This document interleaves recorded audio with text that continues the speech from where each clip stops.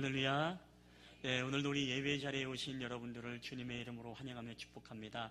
우리 다시 한번 인사할 때 보고 싶었습니다. 우리 잘 오셨습니다. 우리 한번 좀 반갑게 인사하도록 하겠습니다. 보고 싶었습니다. 네, 잘 오셨습니다. 아멘. 예. 오늘날 이 시대만큼 예배의 환경이 참 중요성이 강조되는 그런 시대도 없는 것 같습니다. 요새는 프로젝트는 기본이고 뿐만 아니라 요새는 또 LED 시스템을 가지고 또 모니터로 사용하고 여러 가지 고가의 영상 장비로부터 뿐만 아니라 음향 장비 하물며 이제는 건축할 때부터 건축 음향이라는 분야가 들어와서 건축을 하면서 어떻게 하면 소리가 잘 전달되고 또 찬양의 소리가 잘 전달이 될까 이렇게 고민하면서 건축 음향을 시작하는 그런 교회들도 굉장히 많이 있습니다. 우리 예배 가운데 많은 혁신이 왔습니다. 우리 예배를 보면 어떻습니까? 예배의 종류도 굉장히 다양한 이름과 또 특색과 또 예배의 성격을 가지고 새신자 예배니 구도자 예배니 열린 예배니 때로는 통합적 예배니 그리고 새로운 어떤 이머징 예배니 그리고 뿐만 아니라 엄마들끼리 모여서 또 예배드리는 어머니 기도회, 어머니 예배 그리고 또 영아들, 아이들이 예배할 수 있도록 부모들과 예배할 수 있도록 이 아이들의 아기 예배까지 우리에게 다양한 이 예배의 문화의 변화가 이 시대에 도입하게 되었습니다. 그 예배의 도입 때문에 여러 가지 환경과 시설의 도입 그리고 더 나아가서 우리의 예배는 굉장히 어떻게 보면 편안하고 풍요로운 그런 예배를 우리가 드려지게 된 것을 보게 되어집니다. 여러분, 그럼에도 불구하고 우리가 환경은 좋아지고 시설은 좋아지고 또 굉장히 예배의 환경은 풍요로워졌지만 그럼에도 불구하고 오늘 예배에 대한 우리의 정신 그리고 예배에 대한 진정한 의미 그리고 예배에 대해서 우리의 영적인 목마름은 가면 갈수록 깊어지는 그런 시대를 우리가 살아가고 있다 해도 과언이 아닙니다. 21세기를 살아가는 성도들에게 있어서 잃어버린 것이 있다면 바로 저는 그것이 예배의 참된 의무와 정신이라고 생각을 합니다. 그럼에도 불구하고 오늘 본문에 보면 정말 하나님 앞에 신령의 예배 그 예배의 바른 정신을 가지고 예배드렸던 이 감옥의 예배자들이 있었습니다. 우리가 잘 아는 이 바울과 실라 이 바울과 실라는 정말로 하나님을 사모함으로써 그 칠흑 같은 어둠 속에서도 하나님을 찬송하며 주님을 기도했던 바로 그 진정한 예배자가 바로 바울과 실라였다는 것입니다. 오늘의 본문에 보면 23절, 25절에 보면 이런 말씀이 기록되어 있습니다. 우리 한번 다 함께 읽어보겠습니다. 많이 친 후에 옥에 가두고 간수에게 명하여 든든히 지키라 하니 그가 이러한 명령을 받아 그들을 깊은 옥에 가두고 그 발을 착고에 든든히 채웠더니 한밤중에 바울과 실라가 기도하고 하나님을 찬송하며 죄수들이 듣더라. 아멘. 놀랍지 않습니까? 오늘 이들의 예배를 한번 보십시오. 오늘 바울과 실라의 예배가 왜 놀라우냐면 오늘 이들이 예배드리는 이 환경은 결코 예배를 드릴 수 있는 환경이 아니었다는 것입니다. 시설이 좋은 프로젝트가 있는 것도 아닙니다. 그렇다고 해서 화려한 어떤 오케스트라의 반주와 주악이 있는 예배도 아니었습니다. 그리고 더 나아가서 안내위원이 주보를 나눠주는 교회도 아니었고 그리고 반갑게 환영했던 새가족팀이 있어서 이 바울과 실라를 환영하는 그런 자리도 아니었습니다. 그리고 뿐만 아니라 편하게 차량 운행이 진행되는 그런 예배의 장소도 아니었고 오히려 거기에는 이 많이 친 후에 두드려 맞아서 정말 육신적인 고통과 영적의 깊은 수월의 그 목마름 가운데 있는 바로 그 바울과 실라만 그 예배를 드리고 있었다는 것입니다. 하지만 그들은 그곳에서 예배했습니다. 그 환경과 그 상황 속에서도 하나님을 바라보며 정말 이 찬양과 기도를 올려드릴 때 우리가 옥토의 문이 열리고 그리고 옥문이 열려지게 되어지고 발의 착고가 풀리게 되어지고 더 나아가서 이 자결하려고 했던 이 간수가 이 바울의 만류 속에 온 가족이 세례를 받아가지고 여러분 구원받는 역사가 나타나지 않습니까? 사랑하는 여러분, 저는 오늘 이 말씀을 준비하면서 오늘 저와 여러분은 정말 어떠한 마음으로 우리가 예배 자리에 나오셨습니까? 그리고 이 예배를 드리면서 우리의 예배하는 마음은 정말 어떠한 마음으로 우리가 주님 앞에 이 예배를 드리고 있습니까? 오늘 이 본문 말씀은 우리에게 그런 메시지를 전해주고 있습니다.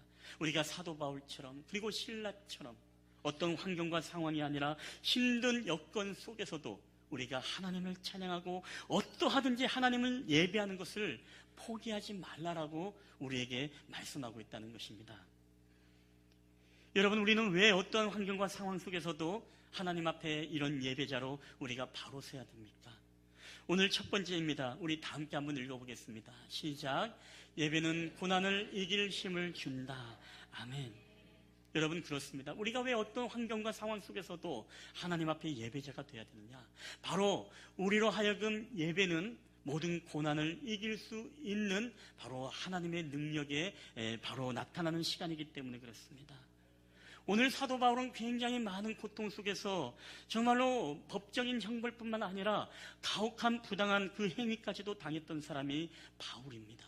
그리고 더 나아가서 그는 소위 초죽음을 당하도록 그렇게 두드려 맞고, 이런 어떤 상황 속에서 하나님을 예배한다는 것은 너무나 힘든 일임에도 불구하고 바울은 너무나 익숙한 나머지 하나님을 향해서 정말로 찬양하며 경배하며 그 주님을 예배한 감옥 속의 예배자였다는 것입니다. 안디옥 교회에서 사도 바울의 안수를 받아 파송되었습니다. 하나님의 복음을 전하는 여정 속에 사도 바울은 얼마나 많은 고난과 어려움이 있었습니까? 그 어려움을 이 고린도 후서 11장 26절 27절에는 우리에게 이렇게 말씀하고 있습니다. 우리 다 함께 읽어보겠습니다. 여러 번 여행하면서 강의 위험과 강도의 위험과 동족의 위험과 이방인의 위험과 시내의 위험과 광야의 위험과 바다의 위험과 거짓 형제 중의 위협을 당하고 또 수고하며 애쓰고 여러 번 자지 못하고 줄이고 목마르고 여러 번 굶고 춥고 헐벗었노라. 아멘. 여러분, 오늘 사도 바울은 이 상황 속에서도 하나님을 예배했다는 것입니다. 수많은 자연의 환경의 위험과 사람의 위험과 여러 가지 정말로 굶주림의 위험과 그리고 야생동물의 위험 속에 있었지만 사도 바울은 그럼에도 불구하고 그 광야에서나 강가에서나 그리고 파손되어지는 그 배 안에서나 그가 어디에 있든지 간에 우리 하나님을 찾고 주님을 찬양하며 주님을 예배하는 예배자였다는 것입니다. 여러분, 왜 그렇습니까? 사도 바울이 그렇게 예배할 수밖에 없었던 이유가 있다면 여러분, 그 이유는 무엇일까요? 그것은 바로 그 고난의 길, 그 어렵고 힘든 위험 속에서 하나님을 바라보며 하나님을 예배하지 않으면 결코 그 사명을, 그 고난의 길을 걸어갈 수가 없기 때문에 그렇습니다. 사랑하는 여러분, 오늘 여러분도 고난 속에 계십니까? 때로는 그 고난으로 인해서 우리가 너무 힘들다고요? 때로는 그래서 우리가 하나님을 예배하기 힘드십니까? 예배할 마음이 생기지 않습니까? 때로는 마음의 어려움과 삶의 고달픈 일들로, 현실의 문제로 인해서 때로는 여러분의 일정과 여러 가지 삶의 문제들로 인해서 우리가 하나님 앞에 예배 드릴 수 없는 환경과 상황이 여러분에게 맞닥뜨릴 때가 있습니까? 여러분, 그렇다면 오늘 이 말씀을 우리가 주목하고 힘들면 힘들수록 여러분 더욱더 하나님 앞에 가까이 나아가서 여러분 예배하는 예배자들이 되시기를 주님의 이름으로 간절히 축원합니다. 우리는 힘들면 힘들수록 여러분 예배 자리와 멀어져서는 안 됩니다. 우리가 더욱더 곰핍하면 곰핍할수록, 우리가 더욱더 갈증이 나고 목마르면 목마를수록 여러분 하나님을 가까이 하셔야 됩니다. 하나님을 가까이 하는 것이 우리에게 복인데, 하나님을 가까이 할 때 무엇입니까? 우리에게 모든 환난과 고난과 어려움을 이겨낼 수 있는 바로 능력이, 여러분 하늘로부터 그 능력과 기름 부음이 임하는 시간이 여러분 오늘 우리가 이렇게 예배드리는 예배 시간임을 믿으시기를 주의 이름으로 간절히 축원합니다. 오늘도 우리가 예배를 드려야만이 우리의 모든 인생의 어려움 속에서 승리할 수 있고 이겨낼 수 있는 힘, 바로 그 힘이 바로 예배 가운데 오늘도 저와 여러분에게 임하게 될 줄 믿습니다. 여러분, 이런 책이 있습니다. 이 책의 제목은 예배에 목숨을 걸라라는 이 책입니다. 이 책에 보면은 이런 내용이 있습니다. 우리 이 내용을 한번 다 함께 읽어볼까요? 시작. 세상에서 실패하고 인생에서 실패하는 한 가지 이유는 예배자의 자리를 떠난 것이었다. 예배를 통해 하나님의 능력을 공급받지 않고서 현장에서 승리하기는 불가능하다. 여러분, 참 그렇죠. 성도들이 세상에서 실패하고 인생에서 실패하는 한 가지가 있다면 그것은 바로 우리가 예배 자리를 떠나기 때문에 우리가 인생에서 실패하고 넘어진다는 것입니다. 이 말을 다른 말로 바꾸면 우리가 하나님 앞에 예배 자리에 나아가고자 우리가 사모하고 그 주님을 가까이 하면 가까이 할수록 뭐예요? 우리는 예배에, 우리는 인생의 모든 삶과 고난과 환난에 여러분 승리자가 되심을 믿으시길 바랍니다. 그게 바로 예배의 우리에게 소중함입니다. 오히려 예배를 드리지 않고 우리가 예배를 떠나서 뭔가 우리의 삶의 승리와 우리의 목표를 이루고자 할 때 여러분 그것은 진정한 승리가 우리 가운데 되어지는 것이 아닙니다. 오직 주님 안에서, 오직 오늘도 이 드려지는 주님의 품 안에서 우리는 진정 안전한 곳에 거하는 것이고, 바로 우리가 정말 하나님 앞에 어떤 환경 속에서도 예배를 사모하며 주님 앞에 예배의 자리를 떠나지 않고 그 예배를 드리기를 힘쓸 때 여러분 저의 모든 삶의 길들이 열려지게 되어지고 오늘 저와 여러분의 모든 영적인 육적인 삶의 질서들이 온전히 바로 세워지는 역사가 일어나게 됨을 여러분 믿으시기를 주의 이름으로 축원합니다. 그것이 바로 예배에 주어지는 바로 하나님의 기름 부으심입니다.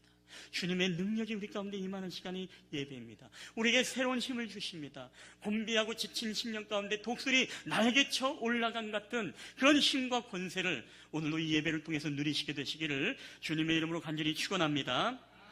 여러분 그렇습니다. 성도들이 세상 가운데서 실패하고 죄와 쉽게 타협하는 이유가 있다면 무엇일까요? 우리가 점검해보면 하나님을 떠나 있거나 예배의 자리에서 멀어지면 멀어질수록 우리는 죄와 타협하게 되어 있습니다.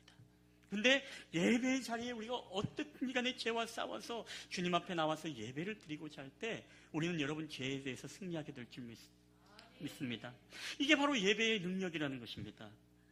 저는 가끔씩 우리 학생들 참 오늘도 나왔습니다만은 우리 학생들이 보면 참 제일 신앙생활하기 어려울 때가 학생 때이죠. 그렇죠?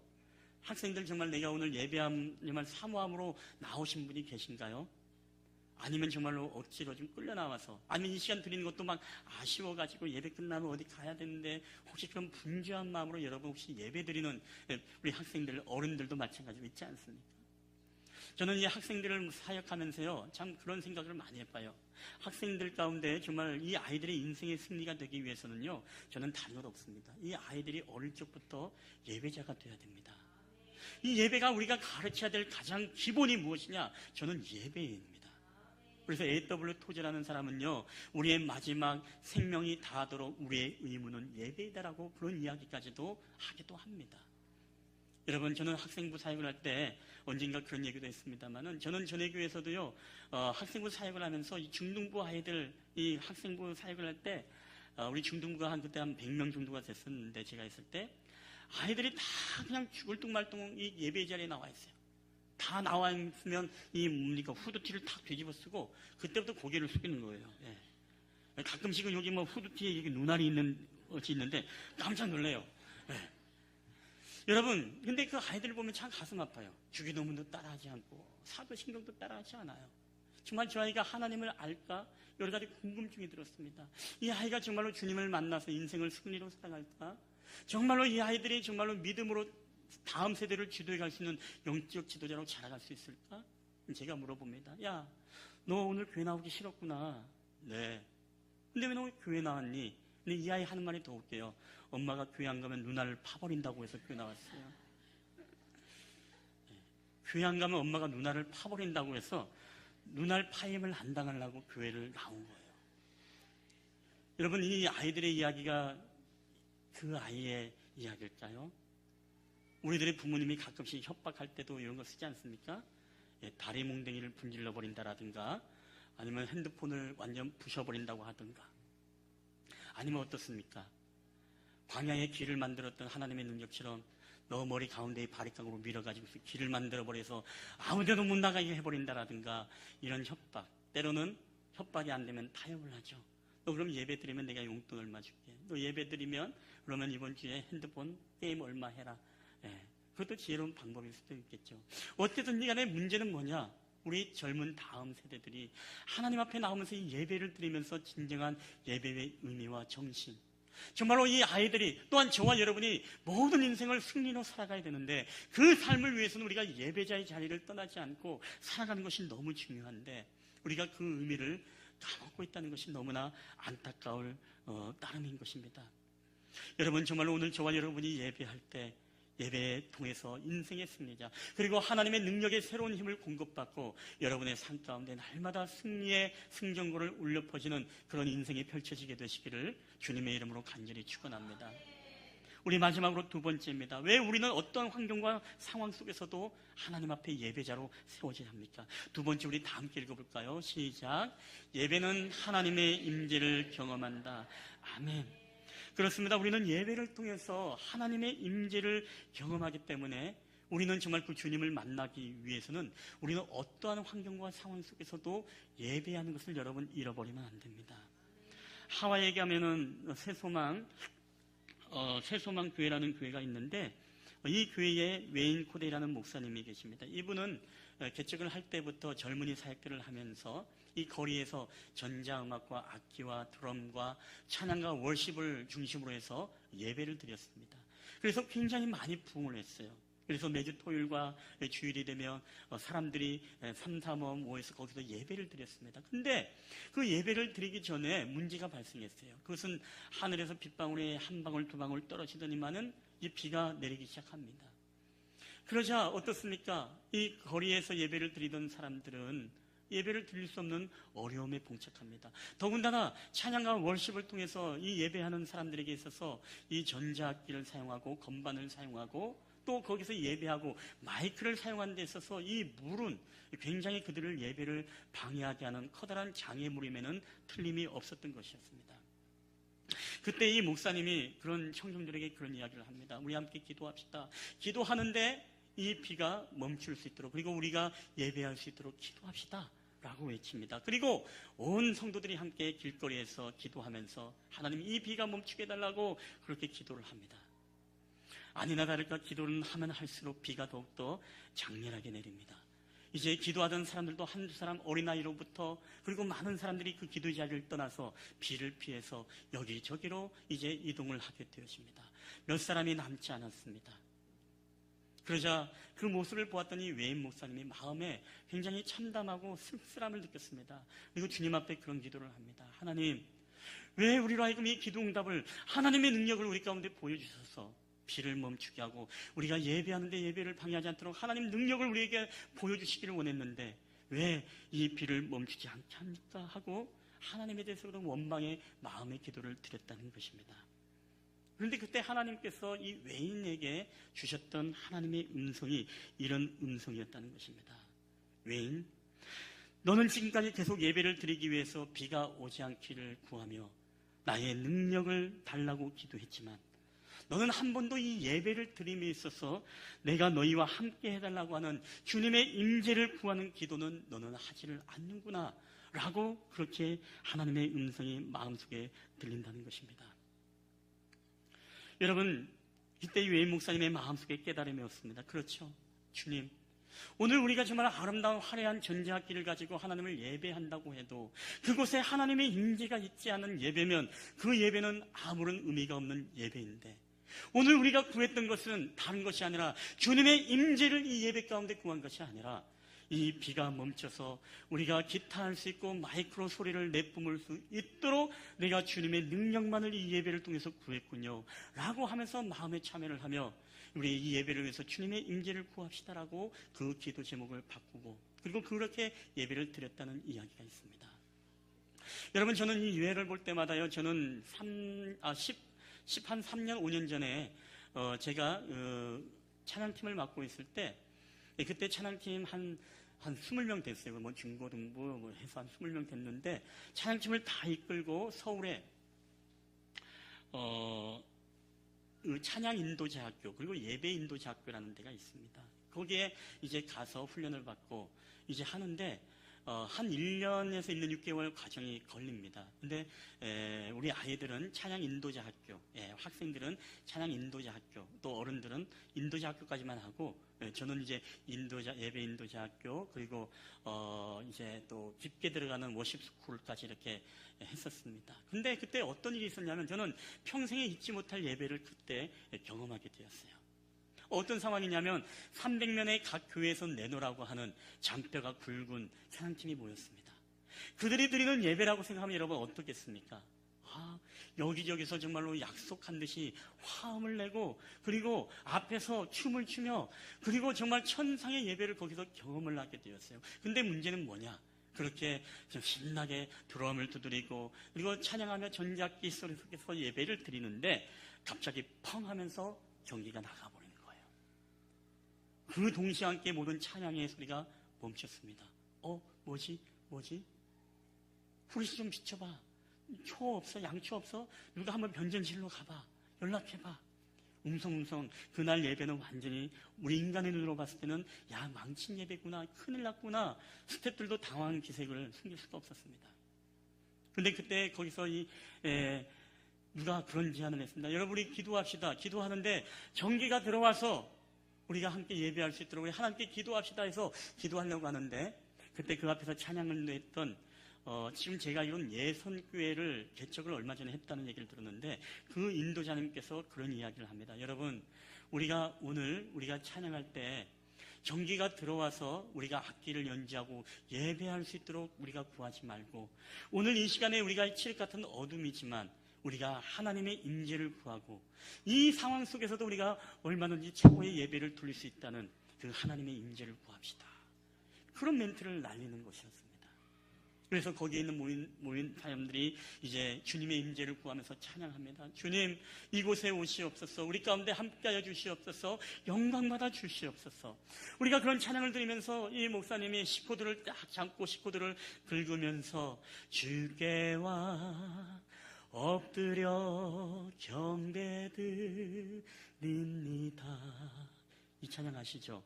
주 계신 곳에 기쁨 가득, 무엇과도 누구와도 바꿀 수 없네. 예배드림이 우리의 기쁨이 됩니다. 이 찬양을 고백하면서 무릎을 꿇고 기도하는데, 거기에 있는 모든 300명의 예배자들이요, 다 자리에 엎드렸습니다. 엎드리고 전자음악 마이크 소리 하나도 나지 않았지만은 그 목소리에, 그 생전 처음 들어보는 아름다운 천상의 하모니 속에서, 그리고 어쿠스틱의 그 기타의 그 선율에만 맞춰가지고 예배하며 주님의 임재를 구하는데, 많은 사람들이 눈물과 콧물을 흘리면서 죄의 고백을 하고, 하나님, 내가 이런 상황 속에서도, 환경 속에서도 우리 주님의 임재를 구하면 얼마든지 내가 예배할 수 있음에도 불구하고 우리의 예배 가운데 건반이 없으면 안 된다 생각했고, 우리의 예배 가운데 드럼이 없으면 안 됐고, 마이크가 없으면 우리가 예배 드릴 수 없다라고 생각했던 그런 모든 죄악들을 이 모든 찬양팀들이 고백을 하며 회개하기 시작했다는 것입니다. 여러분, 저는 굉장히 환경과 시설을 나름대로 저도 중요시 여기는 목회자입니다. 그러나 그동안에 간과했던 것이 있었습니다. 그 간과했던 것이 무엇이냐? 그 시설과 환경도 중요하지만 가장 우리 가운데, 예배 가운데 구해야 될 것이 있다면 그것이 무엇이냐? 그것이 바로 여러분 주님의 임재인 줄 믿으시기를 바랍니다. 저는 오늘 우리 예배 가운데 주님의 임재가 있는 예배가 되기를 주의 이름으로 축원합니다.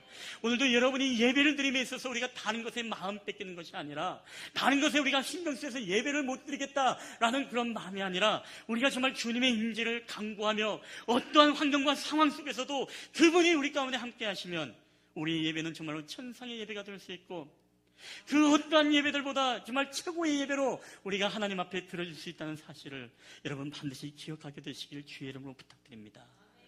저는 오늘 그런 예배가 되었으면 좋겠습니다. 우리의 마음을 모아 정말 주님을 향해 집중 드려지는 예배, 이 예배가 여러분 정말 하나님이 우리 가운데 원하시는 예배가 아니겠습니까? 우리가 고난 가운데 하나님의 능력을 구한다는 게 참, 임재를 구한다는 게 쉽지 않아요. 그렇죠? 저도 참 임재를 구하는 예배가 되기 원하는데요, 그렇지 않습니다. 능력을 구하는 예배를 저는 많이 드렸던 것 같아요. 여러분은 어떻습니까? 여러분도 이 예배의 자리에 오시면서 그런 바람이 있는 분들 계시죠? 내가 예배를 드림으로써 내 삶의 문제들이 좀 해결됐으면 좋겠다. 그렇죠? 능력을 구하지 않습니까? 그냥 이 고난 속에서도 내가 주님과 함께 동행하며 주님과 함께 주님의 임재를 통해서 이 고난도 감당하게 해달라, 그런 은혜를 구하는 것이 아니라, 주님의 임재를 구하는 것이 아니라 예배를 드리면서 나의 모든 문제들이 없어지기를 바랍니다. 그래서 어떤 사람들이 이 사도행전의 이 본문을 가지고 오해하시는 분들이 계세요. 오늘 그들이 찬양하고 하나님의 능력을 구하니까 착고가 풀리고 그리고 옥문이 열렸다. 할렐루야.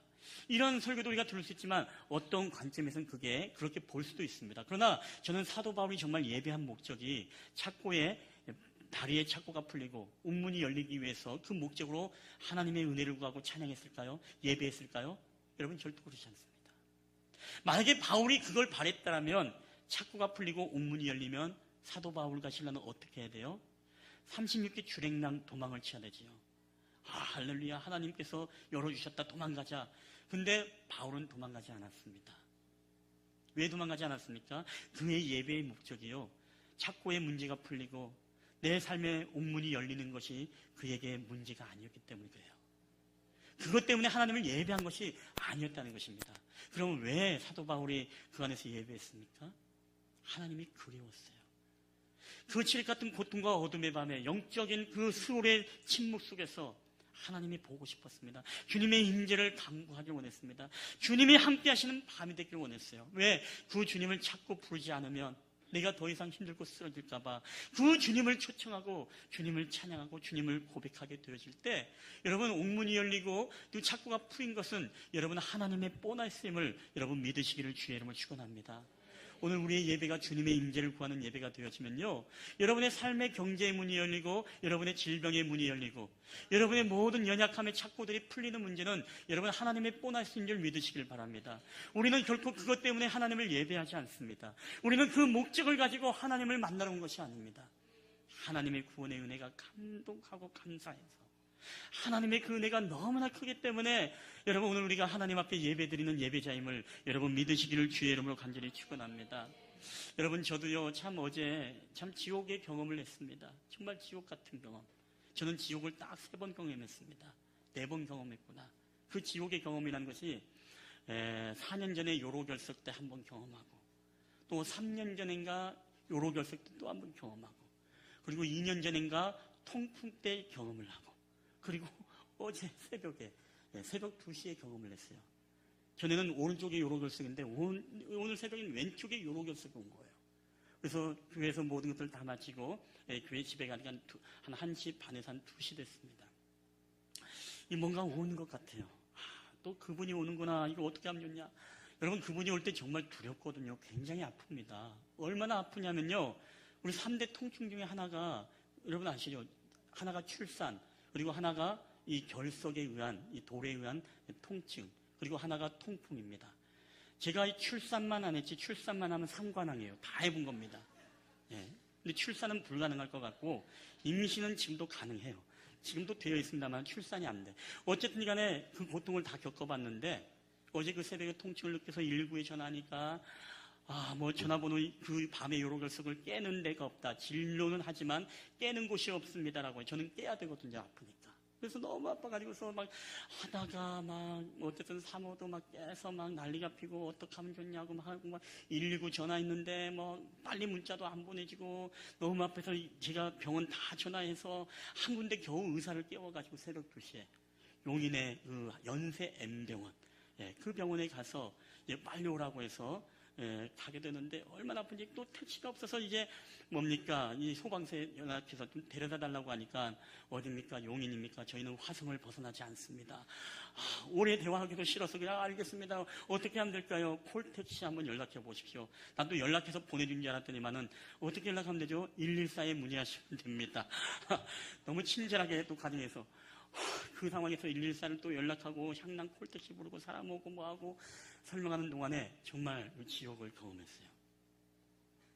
그 다음에 택시를 타고 가는데요, 얼마나 괴로웁니까? 힘들어서 막 소리 지르고 막 이러고 막 빨리 가주세요. 택시가 160km로 달리는 거예요. 160km. 뭐 날았습니다. 날았어. 그렇게 달려갔는데 또 너무 아프니까 이 택시 운전사 한 분이 더 웃겨요. 원래 이렇게 중환자는 저희 택시들이 잘 안 태워주는데 자기는 또 특별히 태워줬다고 하면서 하는데 그 말도 안 들리고. 근데 그 가운데 어떤 마음이 들었냐면요, 설교 준비 가운데 내일은 우리 성도님에게 이 메시지를 전해야 되겠다는데 그 메시지가 뭐냐면 우리가 정말로 고통과 환난과 어려움 속에서 하나님의 능력을 구하기보다 하나님의 임재를 구하는 이 메시지를 전해야 되겠다라고 하는데 그 고통 속에 그게 생각나는 거예요. 내가 뭘 구해야 되겠습니까? 이 상황 속에서 하나님 나와 함께 해주세요. 주님의 임재를 구해야 되는데 제일 먼저 나온 기도가 뭘까요? 하나님이 통증 멈추게 하세요. 주의 능력을 구하게 됐더라고요. 임재가 아니라 능력. 일단 닥친 문제가 급하니까 이걸 좀 고쳐달라고, 너무 아프다고, 그런 기도가 먼저 나오더라고요. 근데 그 말씀이 떠오르면서 내가 한번 임재를 구해보자. 주님 임재해달라고. 이 시간 내가 주의 능력을 구하는 것이 아니라 내가 이 상황 속에서도 주님을 찬양할 수 있다는 것, 주님 앞에 기도할 수 있고 주님을 내가 바라보면서 이 고통 속에서도 주님이 나와 함께 하심을 내가 경험하길 원합니다. 그런 마음으로 계속 주님의 임재를 구하고 나와 함께 계신 주님 마음속으로 찬양하고 또 기도하면서 그렇게 보내고 있는데, 갑자기 옆구리에서 심한 통증과 이 전립선으로 해서 이 요도 부분이 뭔가 찌릿찌릿 하면서 뭔가 굴러오는 것 같은 느낌이 드는 거예요. 예. 그러더니만은 이 통증이 순간적으로 싹 사라지는 거예요. 저는 너무나 감사해가지고서 나름대로 이 하나님의 어떤 일하심인가, 하나님의 보너스인가, 내가 그래도 하나님의 임재를 구해서 하나님이 이 요로를 보내주신 것인가. 저는 더 겁난 게요, 이게 소변으로 빠져나와서 이게 그냥 가면은 병원비가 얼마 안 듭니다. 1, 2만 원밖에 안 드는데, 이걸 깨기 시작하면은요, 이게 돈이 한 번에 3, 40만 원, 뭐 두세 번 받으면요 100만 원이 훌쩍 넘을 때가 있어요. 요로결석이 참 그렇습니다. 그래서 어쨌든 간에 그 요로결석에 빠져서 지옥에서 탈출을 하고, 어쨌든 간에 또 무사히 와서 이제 집에 오니까 또 차가 없으니까 또 택시 타고 오니까 새벽 또 5시가 거의 뭐 다 돼갈 무렵이 되었습니다. 여러분, 오늘 우리에게 중요한 것은 바로 하나님의 능력이 아니라 주님의 임재라는 것입니다. 우리가 토미템이라는 사람의 책 가운데 이런 책이 있는데요, 하나님을 갈망합니다라는 이런 책이 있습니다. 근데 이 책에 보게 되어지면은 여러분 어떤 내용이 있냐면 그런 내용이 있습니다. 현대교회는 바로 하나님의 임재라는 최고의 우선순위를 상실하고 말았다, 이런 이야기를 합니다. 저는 정말 굉장히 중요한 얘기라고 생각합니다. 우리가 많은 것에 마음을 뺏기고 있을 때 정말로 예배 가운데 예배의 주인이 되시는 하나님의 임재, 그분이 함께하는 예배되는데, 그분 없이 우리의 기쁨과 우리의 신나고 우리의 자아도취에 빠져서 우리가 그렇게 예배를 드릴 때가 얼마나 많이 있냐라는 것입니다.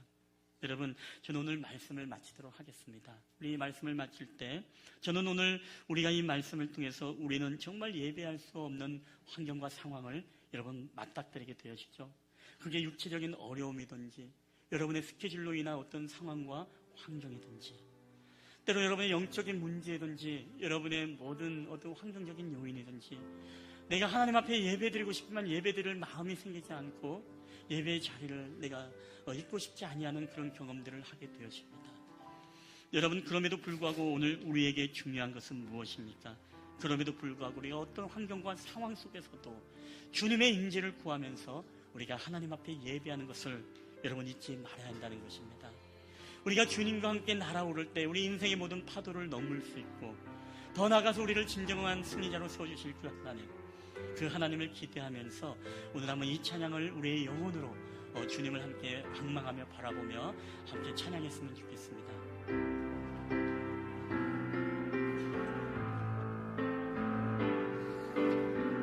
우리 주 품에 품으소서. 주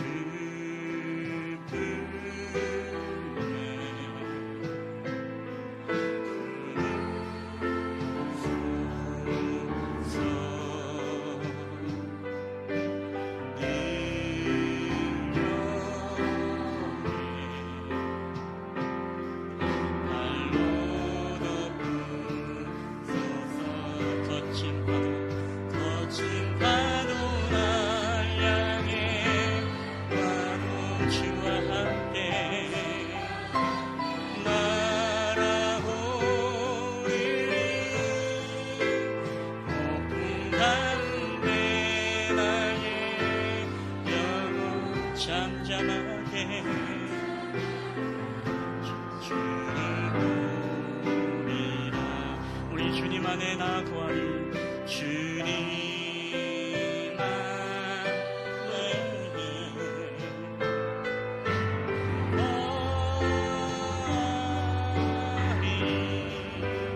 주 능력 주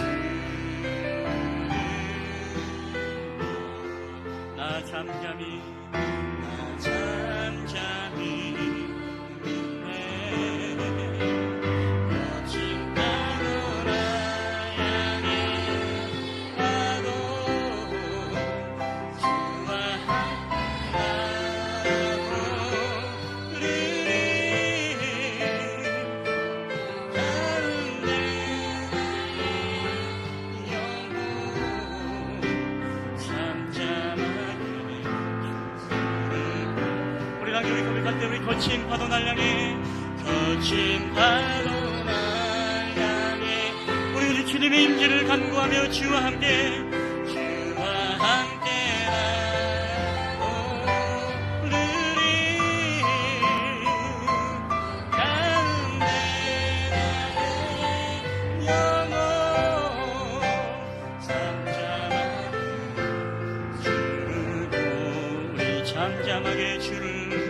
잠잠하게 주를 보고 우리 잠잠하게 주를 보리라. 여러분 이 시간에 우리 한번 기도했으면 좋겠습니다. 우리 이 시간에 한번 1, 2분 동안에 주신 말씀 붙잡고 기도할 때 하나님 그렇습니다. 우리의 삶에서 아무리 어렵고 아무리 힘들고 아무리 고난의 환경과 우리가 예배할 수 있는 어떠한 환경이 우리 가운데 맞닥뜨릴지라도 하나님 우리가 그 환경 속에서도 주님의 임재를 구하며 주님 앞에 예배하는 것을 우리가 잊어버리지 않겠습니다.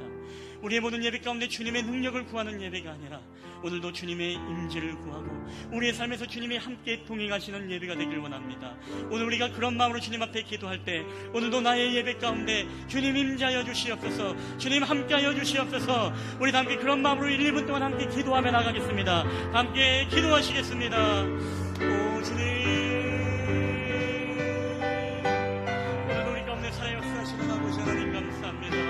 오늘 우리의 모든 삶을 통해서 주님의 임재를 간절히 사모하며 주님의 역사와 주님의 영광의 은혜를 구하며 나가는 자들의 삶이 되기를 원하오니 주님의 거룩하신 성령 가운데 함께하시고 주님의 임재가 우리 가운데 임하는 귀한 예배가 되기를 원합니다. 주님의 임재를 통해서 우리의 삶을 다스려 주시옵소서.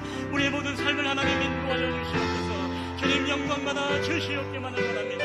그래요 우리 하나님 앞에 영광의 삶을 살아가게 택함이 없는 저희들의 심령과 마음이 될 수 있도록 우리 하나님 아버지의 은혜를 더하여 주시옵소서. 오 성령 하나님, 날마다 우리가 주님의 임재를 구하는 예배가 되길 원합니다. 우리가 어떠한 감옥 속에서도 주님을 향한 우리가 참된 예배를 잊지 않으며 살아가는 제대의 삶이 되게 하여 주시옵소서. 오 능력의 주님으로 우리 가운데 역사하여 주시옵소서. 오 하늘이여 주님 오늘 우리와 동행하여 주시옵소서. 우리와 함께하여 주시옵소서. 우리를 다스려 주시옵소서. 우리를 통치하여 주시옵소서. 오늘도 우리 가운데 예배하여 임재하여 주시옵시고 주님 우리와 함께하여 주시옵소서. 오 주님 함께하여 주시옵소서. 하나님만을 바라봅니다. 주님 우리 가운데 임재하여 주시옵소서.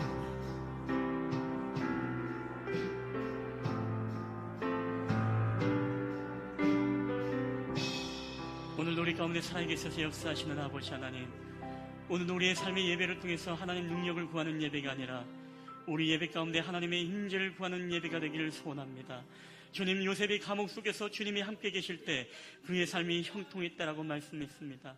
하나님 오늘 우리가 어떠한 환경과 상황 속에서도 주님을 예배하고 주님을 임재를 구하는 기도들을 날마다 우리 가운데 잊지 않게 하여 주시옵소서.